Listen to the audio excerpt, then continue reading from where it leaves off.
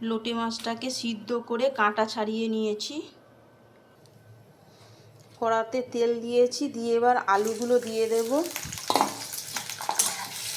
আলুগুলো দিয়ে একটু ভাজা ভাজা করব।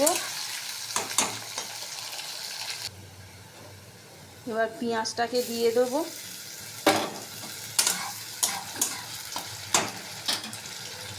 দিয়ে আদা রসুন বাটাও দিয়ে দেব।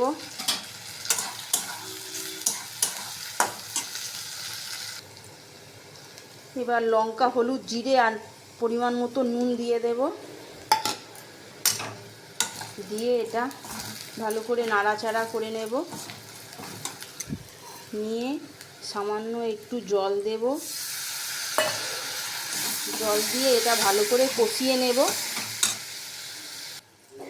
আমার এবার এটাকে কষানো হয়ে গেছে, দেখুন এবার এটা দিয়ে তেল ছেড়ে গেছে।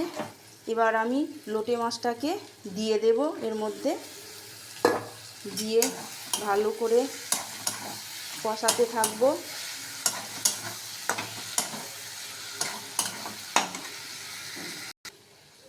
লোটে মাছটা আমার শুকনো শুকনো হয়ে গেছে।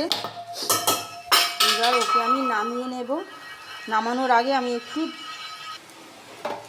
ধনেপাতা দিয়ে দেব। দিয়ে এটা নাড়াচাড়া করে এবার নামিয়ে নেব। লোটে মাছের ঝুড়ো আমার কমপ্লিট হয়ে গেছে। ভিডিওটি যদি আপনাদের ভালো লাগে, লাইক, শেয়ার এবং সাবস্ক্রাইব করতে ভুলবেন না।